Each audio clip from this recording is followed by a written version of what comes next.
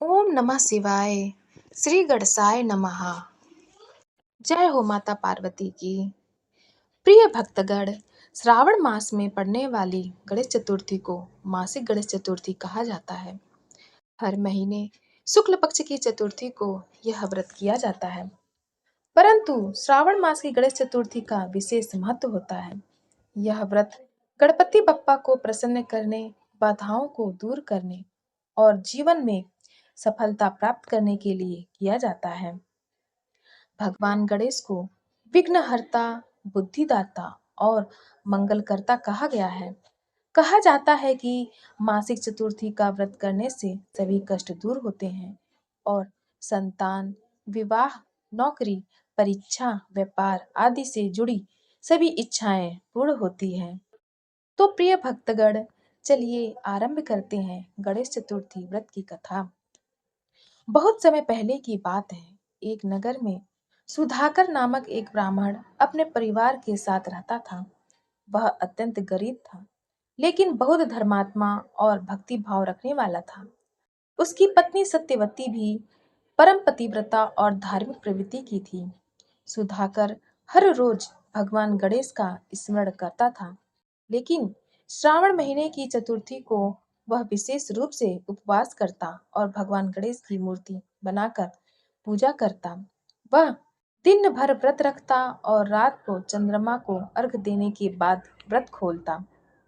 एक बार श्रावण मास में जब सुधाकर और उसकी पत्नी सत्यवती ने व्रत किया, तो अगले दिन नगर के राजा के राजकोष से कीमती आभूषण चोरी हो गए। चोरी की जांच शुरू हुई और सिपाहियों को नगर में घूमते हुए सुधाकर के घर के पास कुछ संदिग्ध पैरों के निशान मिले। राजा ने आदेश दिया कि सुधाकर को बंदी बनाया जाए। सुधाकर को महल लाया गया और उस पर चोरी का झूठा आरोप लगाकर जेल में डाल दिया गया। सत्यवती को जब यह समाचार मिला तो वह रोने लगी, लेकिन उसने अपना धैर्य नहीं खोया। उसने कहा, मैं जानती हूँ मेरे पति निर्दोष हैं। भगवान गणेश सब देख रहे हैं, वह न्याय अवश्य करेंगे।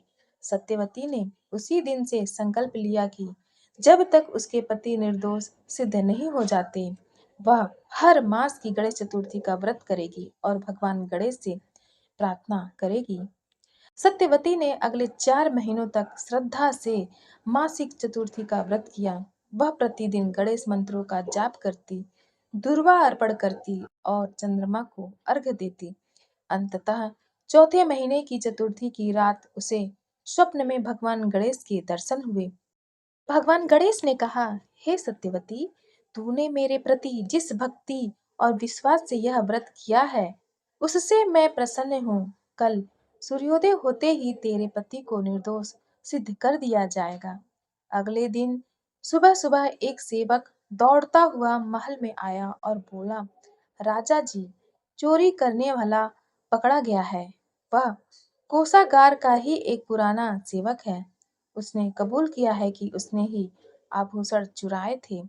राजा को अपनी भूल का एहसास हुआ। उसने तुरंत सुधाकर को सम्मान सहित रिहा किया और उसे क्षमा मांगकर इनाम भी दिया। सुधाकर और सत्यवती ने भगवान गणेश का धन्यवाद किया और एक सुंदर गणेश मंदिर का निर्माण करवाया। उस दिन से उन्होंने प्रति माह गणेश चतुर्थी का व्रत करना नहीं छोड़ा। उनके जीवन में सुख समृद्धि और यश हमेशा बना रहा। इस कथा से हमें यह सीख मिलती है कि श्रद्धा और भक्ति से बड़ा कोई बल नहीं होता। गणेश जी सच्चे हृदय से की गई प्रार्थना को अवश्य स्वीकार करते हैं। मासिक चतुर्थी का व्रत जीवन की सभी बाधाओं को दूर करता है और मनोकामनाओं को पूर्ण करता है। तब चलिए जानते हैं व्रत की विधि। प्रातः स्नान करके व्रत का संकल्प लें। गणेश जी की प्रतिमा को स्थापित करें। दूर्वा, शुद्ध जल, चंदन, सिंदूर, लड्डू अर्पित करें। ओम गण गणपतये नमः मंत्र का जाप करें। शाम को चंद्रमा को अर्घ्य दें।